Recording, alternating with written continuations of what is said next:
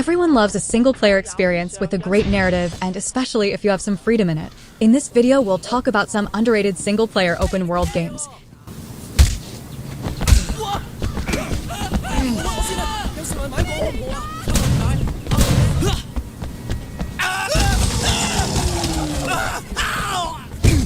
Yakuza 0. Yakuza 0 is one of my favorite games of all time. It's got a sensational story, amazing combat, immersive world, and deep characters.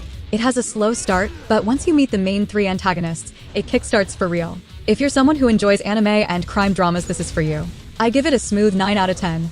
It's rare for a game to be so engaging with so many memorable moments. There are a lot of things to do in the dense world of this game. Even though the map is a little small, it is filled with a damn lot of activities, toy car race tournaments, rhythm games with karaoke and dancing, cabaret, and business management mini-games. This game has a lot of content in the form of mini-games and side quests, and every one of them feels whole. You can see that the devs really put a lot of thought into every aspect of Yakuza 0.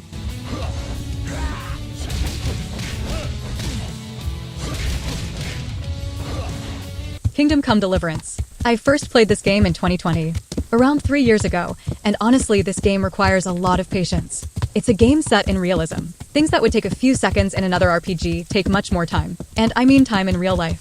This is definitely one of the most believable game worlds you can play in. But before the game requires a huge amount of patience from the player to learn the world and to properly interact with its systems.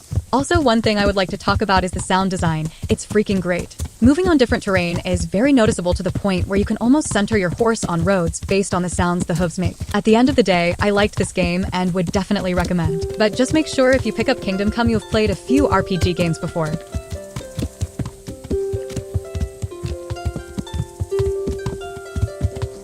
Red Faction Guerrilla still holds up as one of the best open-world destruction games.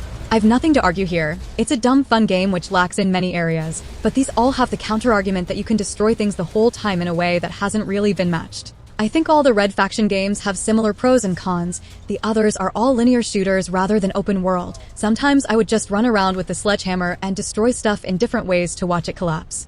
Even to this day, this game has no other competitors. I've seen about one that had better destruction, but it has zero combat. You can engage in quick gameplay when you have a limited amount of time. The game is basically an open world with main missions and side missions. There is no order that each mission needs to follow. I like how sometimes the objective is not to kill all of the enemies in a particular location, but to create diversions that allow you to get the mission done. Must-own game if you love destruction and its physics. Decent open world filled with repetitive yet fun activities.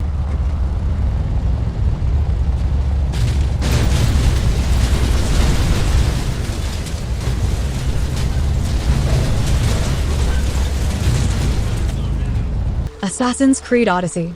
Not sure if it counts, but so many people dismiss it being a great open world cause it's a Ubisoft game, which I do get, and different from past Assassin's Creed games, but it's an incredible showing of Greece. I can easily say one of the best and most beautiful open world action RPGs of all times.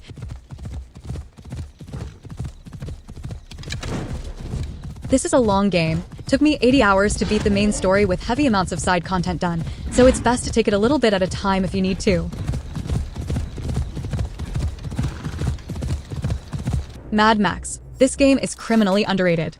I'm not saying it's a masterpiece, but the world, ambience, and overall feel is great. Games that tie in with films are rarely good, but Mad Max is certainly an exception. The core gameplay loop sees you constantly exploring and engaging in incredibly satisfying vehicular and hand-to-hand combat. Upgrading your car and Max adds a real sense of progression to the game and gives you a reason to wander the wasteland. The moment-to-moment gameplay and the stunning scenery are more than enough reasons to pick this game up.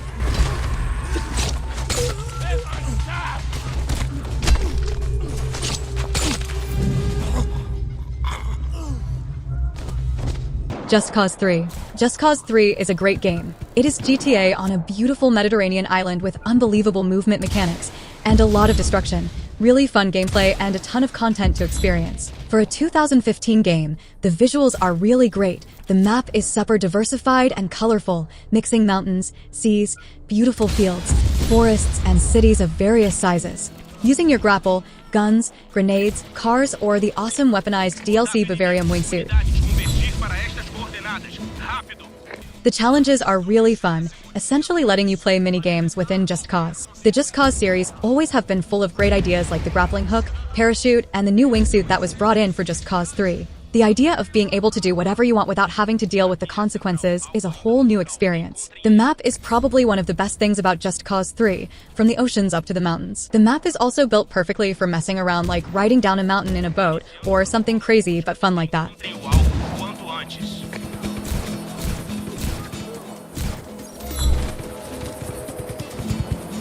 Mafia 2. So much action, amazing story, loved playing in the 1940s and 50s, and loved the soundtrack. The characters in Mafia 1 were great, but in Mafia 2 they are amazing. The story and world building is fantastic. It consists of elements from both The Goodfellas and The Godfather. Look, I understand that my perspective is highly biased and I may be looking through rose-colored glasses about the game, but I do think that it is a game that is criminally underappreciated. Mafia 2 is easily the best game in the entire franchise. It might even be one of the greatest open-world games ever made. Where'd you get all this money, Vito? Sleeping Dogs. Sleeping Dogs is very underrated open-world game. The game needs more recognition. I hate how people always label crime open-world games to be GTA clones, when some games are different. Once you get a grip on it primarily being a melee combat game, and the skill trees, things get very fun, combined with RPG elements of grinding to level up your character. An immersive, gorgeous-looking world with polished graphics that almost perfectly replicates Hong Kong, a great storyline that kept me hooked, fun and challenging combat system, and just all-around a fantastic game. If you're a fan of GTA and looking for something to play, I implore you to pick this one up. Days Gone. Days Gone is almost the same like The Last of Us, but with bigger world to explore. I like post-apocalyptic games, and this one is kind of unique with the whole biker gang theme. In the beginning, your weapons suck and you'll struggle to deal with small groups of enemies. Eventually, you've got a full collection of guns, darts, and explosive that let you take on hordes of hundreds at a time. There is also a lot of stealth gameplay to take out camps of enemy humans. You also get to customize your bike a decent amount. If you're at all into open world games and zombie apocalypse settings, give it a try.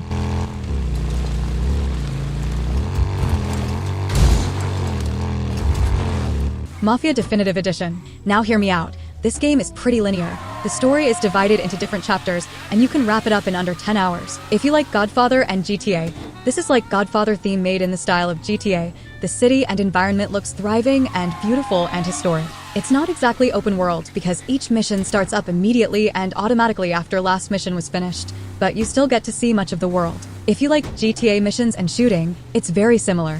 Maybe it doesn't quite have the same fluidity and polish as GTA games, but it's still a lot of fun.